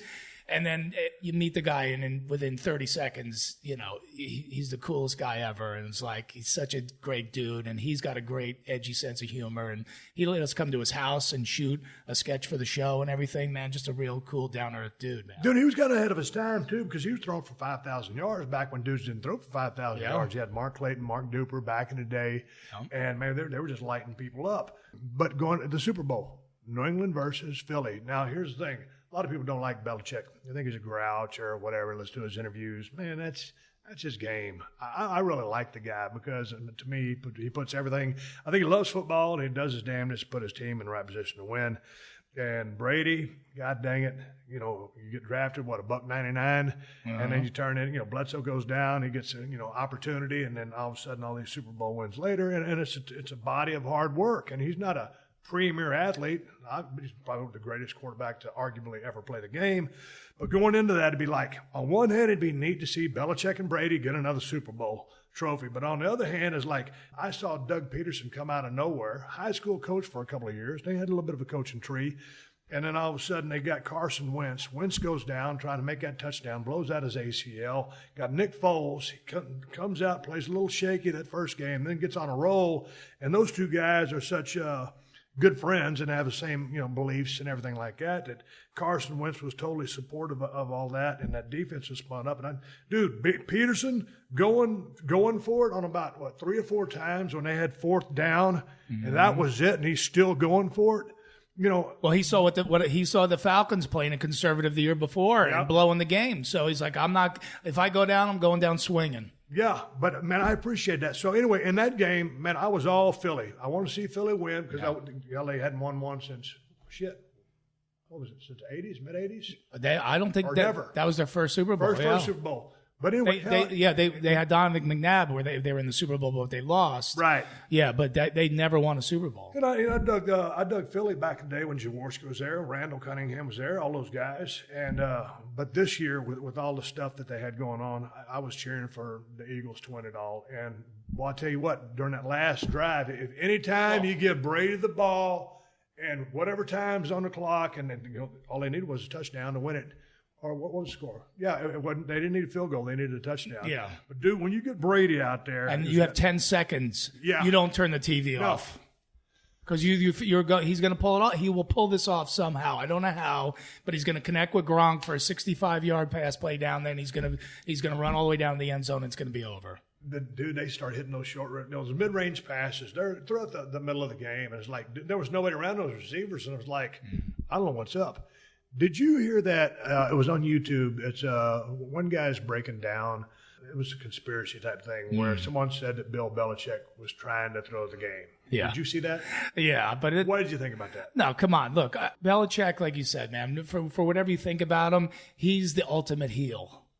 Like, he plays that character perfectly, man. But he's a super genius, man. There's no way that guy cares about winning that much for that many years, and all of a sudden he's just going to throw a Super Bowl, man. It's just not but happen. what was the deal with, They said, he's going to go to the Giants. And no, he ain't going nowhere. No. I don't think. But what were your thoughts when they traded away Jacoby Brissett and then the big one, Jimmy Garoppolo? No. And Tom's going to be 41. Right. Well, obviously he's seeing something in him that, Tom can go probably another 3 or 4 years. And in the meantime, then they'll have plenty of time to find somebody else. But you know who's responsible for Tom Brady, right? Who? Mo Lewis from the Jets. He's the one that knocked Drew Bledsoe out of that game, ended his career, and that's when Tom Brady stepped in. So not only is my team miserable to watch every year, they created the dynasty that is the New England Patriots. Now, are you such a football fan that you'll watch the combine and then just stay glued to TV for the draft? No, I don't really. No, I don't watch the draft. I don't like college sports really. I just like pro stuff. But yeah, every Sunday, like I live in this little beach town in New Jersey. I go down to the local sports bar, get down there for the first game, and I just, I usually hang out there for the afternoon games. I go home and watch, the 8:30 game or whatever on the East Coast. And you're out here. Which is complete BS. I can't stand being out here during football season. I'm not waking up at 10 a.m., to watch football, all right? I'm a comic. I sleep. I don't like being up that early. There better be a pair of lips around my penis if I'm up that early. If you can say that on your show, I apologize. Yes, we can. But yeah, so I would watch, if they put a midnight game on, I'd watch it too, man. That's how much I'm into it. But now that's on Monday and it's on Thursday. It's like, now it's almost too much football. What do you think about, these days? I mean, man, I've been watching football my whole life. I played football, and god dang, it's been a violent sport from the get-go, right? But, back in the day, many years ago, they could fold up their helmet, put it in their back pocket. And now we've come into this new age where the equipment is so good, you're seeing all these vicious hits or trying to avoid, helmet-to-helmet contact. But, when you got your head inside this bucket and then it hits that turf, I mean, it's still slamming against the side of your skull. So these days, it seems to me, and especially because, dude, you're only 3 years younger than me, for a big part of football. I mean, if you go back to the Staubach days, the Terry Bradshaw days, days like that, it was more run-oriented, and it seemed like the game was played a little bit closer together. To me, it just seems like with all the spread offenses, guys are playing with so much speed. Everybody's bigger, faster, stronger to begin with, and just these incredible athletes. And, dude, it's amazing to me how, are you a hockey fan? Yeah. You remember back in the day when hockey players were kind of like small? There might have been one goon on the team, but now, dude, you go see an NHL team. Those dudes are, first of all, they all love to fight. They're all badass. Those some big-ass dudes. Mm-hmm. How did they grow up so much? But anyway, in football, what are your thoughts of, man, every time you see a damn football game, somebody's getting smoked. They'll get shark-eyed. They'll go into tremors. And now with the CTE stuff, the lawsuits, been a couple of suicides. What's your thoughts? Oh man, obviously I hate all the, I hate hearing all that stuff about people. But when you go into it, that there's that chance. I mean, it's like putting the warning on the side of the pack of cigarettes. I mean, come on, you know that this is going to kill you. So you don't really need the warning. And football's the same way, man. It's a roll of dice sometimes, man. Sometimes you're a Terry Bradshaw, man, and you get through it, and you go on TV and have a broadcasting career, and you still got your wits about you. And man, then there's the dark stuff, man, like Junior Seau and all that, man. And it's just, it's tough. I'm glad there's stuff in place that's for safety, but I got to admit, man, I miss the days when the receiver would go out and cut across the middle, man, and go right into the mix, and just get plowed by, just get crunched between the two safeties. I miss those days. I do, but I get it, man. It's like now with all the CTE stuff, it's a tough thing, man. But also it just seemed like the style of tackling even changed because, from the form tackle, face mask up, just, and just wrapping up and driving to the ground. These days, or many years back, but it just kind of evolved into it. Guys just started running towards another dude and just dropping that shoulder and just wham, and it just all kind of gravitated to what it is now. The thing about it is, going back to the CTE thing, and I'm not an NFL expert and I'm not a lawyer, but when everybody jumps on board to try to me, it's almost like a lot of guys, because you can play in the league for a long time, and what's the average career last? 3 years? And barely.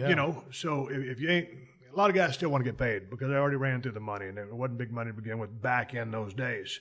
And so it's like a lot of people want to get paid, but it's kind of like, I think there's another class action lawsuit going on in wrestling, people saying same thing, CTEs. It's like, man, it's like Dr. Death Steve Williams said a long time ago, who was this famous, many-time All-American from Oklahoma University. He goes, man, this ain't ballet.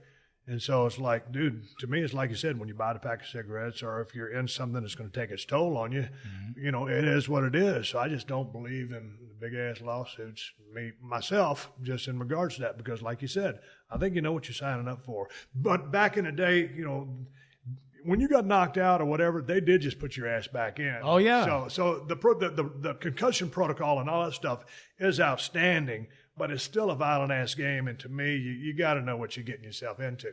Yeah, I know it's true, man. But football, hockey, that's real physical. It's the baseball players, man. It's making me insane.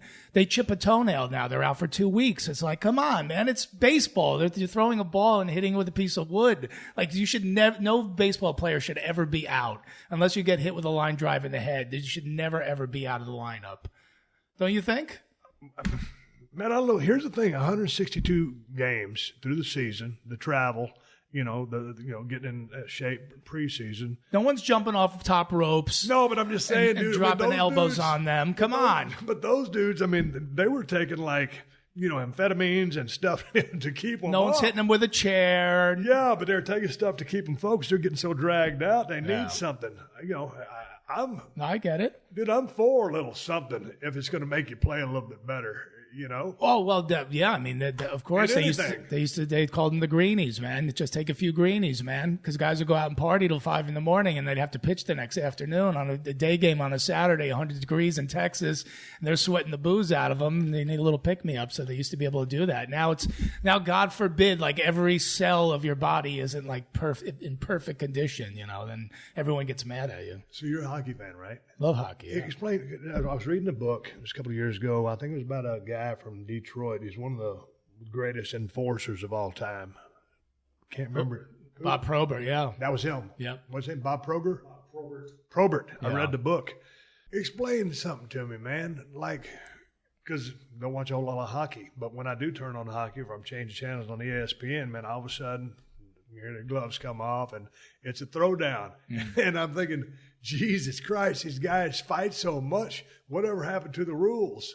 So what is it about the enforcer? What is it about the dude that, you're never going to get a shot on Wayne Gretzky back in the day. Never. That would like a death sentence. Uh-huh. And like the past stars, what were dude named Crosby and the other guy, Ovechkin or whatever. Yeah. Well, what's the story with the guys that are just the guys? Nobody fights anymore, man. Come on. You barely ever see fights. So seriously, you watch a whole season of hockey, man. Maybe a fight a game, tops, and it'll last 10 seconds. It's not like the old days, man, where the goon went out there and he would just follow the guys after and the gloves go down and they would really beat the crap out of each other. Now it's just sort of like, there's not as much fighting, which I actually like. I thought I would miss it, but I like that Izzy likes the violence. But you like the violence? Yeah. I'm a Minnesota boy. We're South Canada. Hockey's in the blood. And man, I don't know. I was just like, it's more of a skill game now, which I like, man. I think it should be more of a skill game, but I do like to see him throw down. Yeah, but man, a couple of years ago, that dude was skating down the ice, and the dude whacked him in the back with the hockey stick. Yeah. I thought that was pretty damn cheap. Yeah, messed that guy up bad. Yeah, I think is he even playing anymore? Who I can't. Yeah. How long ago? Someone. Man, 5 or 8 years ago. I forget. I can't. Yeah. You still get stuff like that once in a while. But here's the thing. I mean, the thing I always respect about hockey players, dude, is like when you sign up to be a hockey player, you're just basically saying, I don't care about having teeth. Agreed. You know what I mean? It's just like they're all going to be knocked out eventually. Yeah. Because you're going to get hit in the face with pucks. You're going to get hit in the face with sticks.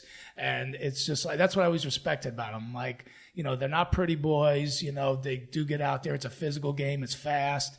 And you're going to get your teeth knocked out. And, yeah, sign me up for that. I love it. Yeah, man. Yeah, like I said, and I think I've been ice skating 3 times, but those guys, every one of them are badasses and extremely tough. With that road schedule and the game itself and everything that goes with it, are you an MMA fan at all? No, I'm a wrestling fan, but I'm not really into the... When did you start watching wrestling? Man, when I was a kid, man. I grew up in Jersey. Bob Backlund and all that. I go back to those days. Yeah, man. Yeah. And then all the way through Junkyard Dog and Sergeant Slaughter and Iron Sheik and Hogan and dude, that was back when everybody had a gimmick, you know, and it's like it was like the whole dressing room was a star. I mean, every one of the guys had some type of character that was super developed and super over, and it's not so much like that anymore. Did you ever go to any live events? I went once in Jersey, to one of the wrestling events there. I actually opened for Roddy Piper once because he was doing his stand-up comedy storytelling thing too, man, which was really Where was that fun and interesting. That was at a convention in Atlanta. And, he was really nice, man. May he rest in peace now. But that was really cool. And I'm trying to work out to go on tour with Jake the Snake because he's out doing a stand-up storytelling thing, too. God dang, man. And Jake, have you ever met him? Never met him, no. Man, but it was a huge interesting fan. Guy. He's gone through some hard times. Yeah, man. He has gone through some hard times. And one of the things I liked about Jake, I remember I was down in South Texas. I was riding around on my ranch, and Dallas called me. I think they'd done the thing together, DDP yoga, and Jake is starting to get pretty clean. And I was talking to him because Jake had an amazing run, but if you remember his matches, I mean, he was very efficient in the ring. He didn't do a bunch of stuff, but what he did mattered. And then I was like, man, what a run! And then on his promos, he always talked, pretty damn quiet. And you had to really shut up to listen to Jake because, I mean, you were going to drop your volume because you wanted to hear what he had to say. He always had that style. And so the run he had, I said, God dang, Jake. I said, man, you were so damn good. And he really helped me out to come up with the Austin 316 thing one time when I was working with him in a pay-per-view. And he told me, he goes, you know what, Steve, what scares me? And I said, what? He goes, what I could have done if I was straight. Because he was always kind of, impaired or, fighting with some demons. So had he had some laser focus and really been more goal-oriented, it would have been interesting to see what he could have done or taken to the business too, just from a, popularity standpoint. Yeah, no, it's true, man. But, look, that's what was happening at the time. And again, it maybe applies more to comics. But the comics with the demons, man, those are the best ones, man. That's why I always say I don't need to be on anybody's top 10 comic list or top 100 comic list. I'm sitting with you for an hour, man. We're just chatting, man. I like this. There's comics who can't do this.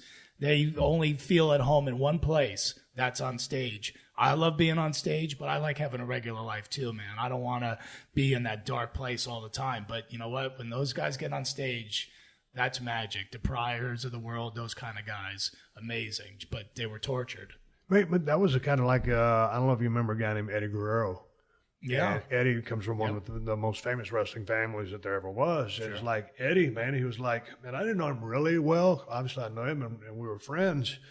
And I remember going to his funeral. But it's like, man, he was always on edge or a little bit down. He's just wearing the weight of the world on his shoulders. It's like, as soon as the bell rang, I mean, Jesus Christ, that's when Eddie Guerrero came to life. Mm-hmm. Then the match was over, whether he won or lost. He ripped, 18,000 people apart, showered, and kind of back down in that spot. Yeah. And it's weird. Yeah. I see comics do it, man. They'll leave the show and they'll go right to their hotel room and just they're by themselves. And, and I'm like, I like to hang out afterwards and talk to people in the crowd and have a few drinks and, but I see that with comics. I'm like, yeah, that's just them, man. They're not social people. A lot of them, the funniest ones aren't. And people get excited if you can, because if they're selling merch after the show and they want to meet them, and then it's just like, there's no conversation because they're like, all right, they're not on. Yeah, I'm off stage now, and then they just, they just do their own thing, man. I like to be out in the mix with people, man. Hey, you're in LA right now. You're going back to Jersey tomorrow, correct? Yeah. So how long have you been out here? 3 days? I came out Wednesday. I was in Vegas, Scottsdale, and then L.A. a couple nights ago. So you was working. So I stayed to do this with you. Yeah. And I got a spot down in Redondo Beach or Manhattan Beach tonight I'm going to do. And then I'm going to go home and, like we said earlier, man, just put the suitcase down, unpack about half of it, and then just clean that stuff and put it right back in and go out again. How you dig the West Coast, L.A. specifically? I love it out here. I mean, obviously it's a hub for show business. But I'm way more of an East Coast attitude and personality. But this is a place you have to be at some point. I always try to keep an honest profile out here. You know, I'm not out here a lot, but I make sure I'm out here at least a few times a year, just so people, you know, they know that I'm out here and that I'm a comic and I work out here. So, but to live out here, I don't know. It's nice weather, but I don't know. I'm definitely an East Coast dude. Well, what do you think about the traffic here versus there? Because they both suck. It's miserable. Yeah. I mean, no, well, where I live in Jersey, it's just a little beach town, but yeah, out here, it's misery. Like Izzy said, I'll come pick you up, you know, and I looked, it was like 34 minutes from my hotel to get here. We were doing this at 1. He goes, I'll pick you up at 11:30. I'm like, this is exactly why I don't live out here. Because you got to build in 19 hours of your day into driving, 3 miles. Yeah. What is you before you leave the booking process? Like, what do you tell your booker or the person your manager?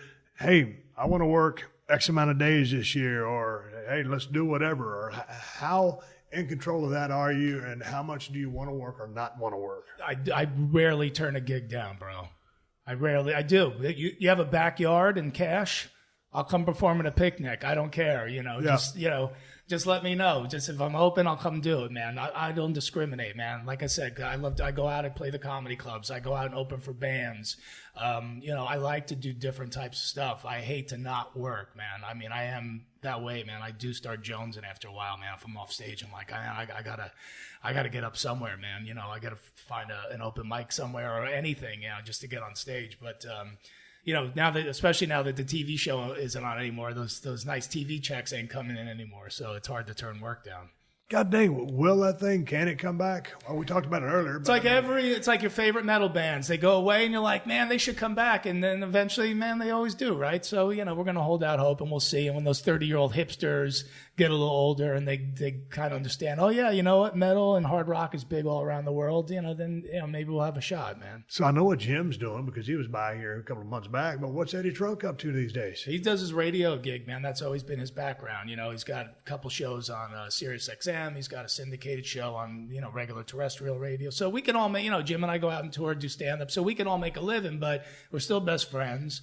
And we still want to do the show, but we'll see what happens, man. If I was to jump in your car, give me 5 CDs. I know you got friends that are in all these bands, but give me 5 CDs that just you would recommend to any metalhead. Oh, okay. Well, you'd have to Motorhead, Ace of Spades. You'd have to have what AC/DC? Well, you have to have one from Brian, one from Bon, right? So you'd have to have probably Back in Black, and then from the Bon days, probably Highway to Hell.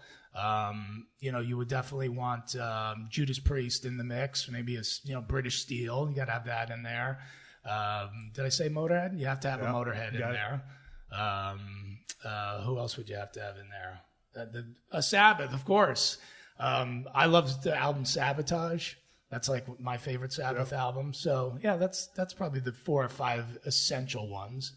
Got to throw an Iron Maiden one in there. Yeah, I throw a Maiden one in there, of course. I like the first 2 the best, actually, before Bruce Dickinson. All right, here's a question. Yeah, but you know what? Really, Maiden didn't light me up until Dickinson took over. Well, that's when they got huge. Yeah. They would have never got huge with Paul Di'Anno singing. What would you think if Bon Scott hadn't died? And what if the next album that they did with Brian Johnson, what do you think if Bon Scott would have sang that album had he never died? But he sang on that album.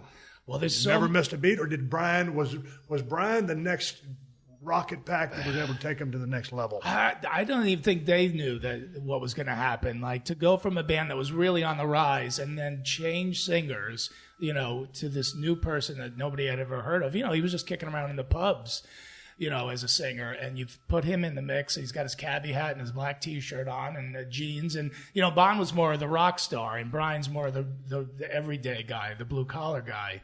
And it was just it was a perfect fit. But, and there's controversy about, like, did they write those songs with Bon or did they not? Did they record some with him? Because you could tell in some of those lyrics that's like Bon's term of phrase, because he always had a certain way of phrasing his lyrics, and I always go, God, that's got to been Bon, man, because I don't think Brian wrote stuff like that. Like, Bon always had a clever way of presenting his stuff. Hey, the last AC/DC question, I'll let you ride off into the sunset, but before you do, you said Cannibal Corpse a little bit earlier in our conversation. Wasn't some of the guys, or at least the lead singer from Cannibal Corpse, in 6 Feet Under? Yeah, Chris Barnes. Yeah. Okay, so Chris Barnes, and so he's the lead singer of 6 Feet Under. And man, I've been looking at this because I had this CD back in the day. I still have it in Texas. I just can't find it. And on iTunes, I can't find it. But it was when it was the Graveyard from Graveyard Classics. Graveyard Classics 2.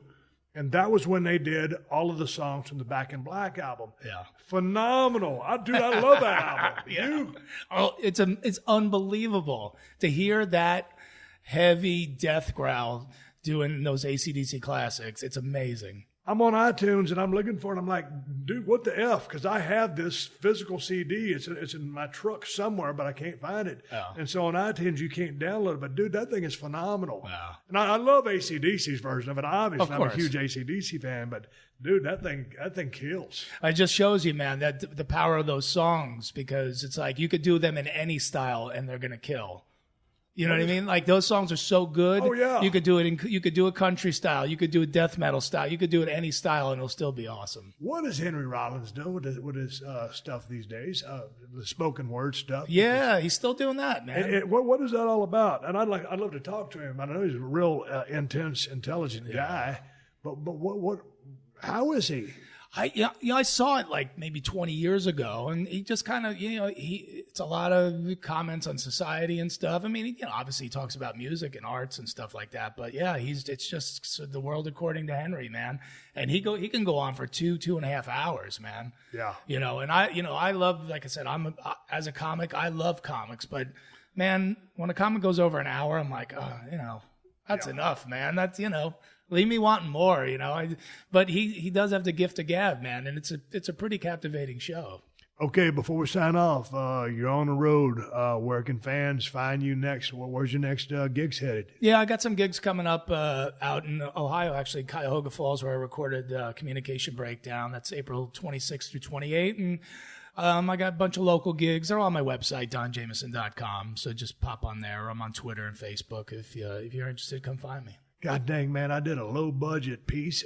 I'll go ahead. It was a low-budget piece of shit movie, and it was some small town in Ohio. It was 16 degrees below zero, and that was the coldest weather I'd ever been exposed to where I actually had to be in it, and I was freezing my ass off. I couldn't. There was a part where I had some dialogue, and it was so cold, and I was doing a movie with Michael Jai. What was the movie? I can't remember the name of it. It was just bad, real bad. I ain't gonna tell you. It's called 16 Degrees Below Zero. God dang. 2 days of work. I froze my ass off. And I swore I would never, ever go to that town again, or at least never go to Ohio when it's freezing ass cold. I ain't good in the cold weather. Don Jamieson. Yeah. Write some material. Let's go out on the road together, man. You're a born performer. You know that. I go out there and open for you and just kill the damn town, just deader than shit. You'd have to go out there with some damn CPR and some hard jumpers. No, go out and meet Kiefer Sutherland on a bar and write some material. Man, I got no desire. I would like to go out and say thanks to some people, tell a couple of wrestling stories. I don't think I ever will, but we'll work on it. I'm not going to try to be a stand-up guy for damn sure. Yeah. I'm going to leave that to you guys that are experts. All right, I'll leave the wrestling to you guys, man. All right, I'm signing off. Don Jamieson, he's out on the road. Izzy's sitting over here. I was trying to get him on the damn podcast. He untangled all my cords. We'll give him a plug for his real quick, Go right? ahead. Go ahead. Yeah. The show's called Another Effin' Podcast. Find it on Spreaker and iTunes. And then I have my Ace Frehley tribute band called ACT, tribute to Ace Frehley. We're playing in Hollywood April 26th and up in Minnesota on May 18th and 19th. So what do you play, Izzy? I play guitar and sing. Lead guitar? Rhythm guitar. And you sing? I sing, yes. Can you sing? That's why I have an Ace Frehley tribute band. But Here's my Ace Frehley. I've told this story many times, but since you got time for one more story, Of course. my first. I'm all hyped up on your coffee, man. All of my listeners, I've heard this story before. I'm gonna kill them. Who cares? So anyway, I was growing up in South Texas. My favorite band in the world was Kiss, and I always had a wrestling bug, but I wanted to be a musician first and foremost. So, Kiss being my favorite song, Ace used to sing the song Shock Me. Mm-hmm. So I'm in there in my room, and I share with my two brothers. And my brother Kevin is 10 months younger than me. He was an accident. He wasn't supposed to happen. So anyway, I'm in there singing, and I'm singing, Shock Me, make me feel better. And, of course, I sound like shit just like I just did. And out of nowhere, man, here comes a big old hand. It just bitch slaps my damn head, and the headphones go flying off. I jumped up because my brother and me fought every single day. Yeah. I said, GD. I said, what the hell did you do that for? Because he'd been listening to me for 30 minutes. He goes, dude, this is back when we had 8 tracks. And he goes, dude, you suck. He goes, take the headphones off and listen to yourself. And so sure enough, I took the headphones off. When you got the headphones on and Ace is singing, you sound just like Ace. I took the headphones off and I sounded like shit, just like my brother said. So I was like, God dang, it kills my hopes of being a lead singer. So my dad played lead guitar in a country and western band. So I figured I'd play guitar. And so I didn't apply myself, and he was actually my stepdad, so I didn't inherit his genetical, music stuff. So I figured, okay, F it. I'll play bass. It's got 2 less strings. It's going to be easier. The only thing I could play was the opening notes from Kool and the Gang, Ladies' Night. Da-da. Remember how the song starts? Or Running with the Devil. Boom, boom. Dude, Steve Harris, one of my favorite bass players of all time. Anyway, that's enough about the story because everybody else has heard it all. But anyways, I couldn't be in a rock and roll band. You don't have any failed musician stories? I did when I saw you. First of all, how did you come up with the name of that band? Sodomy? Gunfire and Sodomy. Yeah. Oh, that's a whole other conversation. People are already tuned out. And I had an acoustic death metal. I'll come back. I'll bring the CD. We'll listen to it. It's a band because serial killers need a favorite band. But it's just crazy acoustic death metal band that I did. The CDs are on iTunes. It's very offensive though. It's very offensive. Callie just came back to ruin the podcast. We're signing off. She's been licking my privates for about an hour and 20 minutes at this point. So that was my toe. Oh. You guys good? Anything else? Even better. New to Podcast One, Red Circle Sports with Dennis Miller. But the thing about LeBron is I think he's reached that point now where he realizes maybe the organization, although Gilbert seems like a bit of a shaky cat to me, but I think they realize that they cannot do the full-bore ice capades every night and show the colors. They have to eat it a little once in a while because, quite frankly, it doesn't matter till it gets in the playoffs, right? Until you get in the kill zone. That takes a month and a half. To hear new episodes each Tuesday from Dennis Miller, subscribe exclusively on Apple Podcasts, PodcastOne.com, or on the new Podcast One app. Don't forget to review and leave a 5-star rating. All right, everybody, give me the go-home cue. It's time to wrap up this podcast and ride off in the sunset. Before I do that, I want to thank my guest, Don Jamieson, stand-up comedian, for coming by the crib and shooting a breeze with me. Find Don's new comedy album on iTunes. That's the easiest place to download it, right there. Check it out. Super funny guy. Enjoyed talking to him. And next time he comes by, we're just going to sit here and talk about heavy metal music. And that's all I got to say about that. Hey, man, anybody that missed it the first time, I'm looking forward to going down to New Orleans, Louisiana. April 7th, April 8th, I will be at the WrestleCon convention signing autographs and taking pictures. I'm looking forward to seeing all the fans. I'm looking forward to seeing all the guys and girls. Tell you what, it's going to be like a big-ass reunion down there. And some crazy-ass people in this business. I'm looking forward to seeing them. Hey, man, I'll give you guys a shout-out. I got a badass pocket knife from Cold Steel. I got the Broken Skull knife and the more cost-efficient working man's knife, and you can get them both at my new Amazon store. Amazon has the best price on both knives. Just go to Amazon.com/shop/Steve Austin. And I want to say thank you to all the fine sponsors of the Steve Austin Show. That's how I'm able to do this podcast for you twice a week for free. And you can find all my sponsors at PodcastOne.com. Just click on the Killer Deals button at the top of the page and then click on the Steve Austin Show banner. And folks, I am on social media. I'm on Twitter and Instagram at Steve Austin BSR. And coming up soon, I will be doing a podcast with my illustrious wife where we talk about setting a trap. You guys knew that we were trying to catch a cat out here in front of the house and return that cat or find out who its rightful owner was. And we ended up capturing the cat. That story coming up real soon. Folks, until next time, I'm looking forward to getting the Thursday show to you. I'm looking forward to getting down to New Orleans, Louisiana for the WrestleCon appearance. And I'm looking forward to seeing WrestleMania 34. And that's all I got to say about that. Until next time, I'll catch your ass down the road. This has been a Podcast One production. Download new episodes of The Steve Austin Show every Tuesday at PodcastOne.com. That's PodcastOne.com.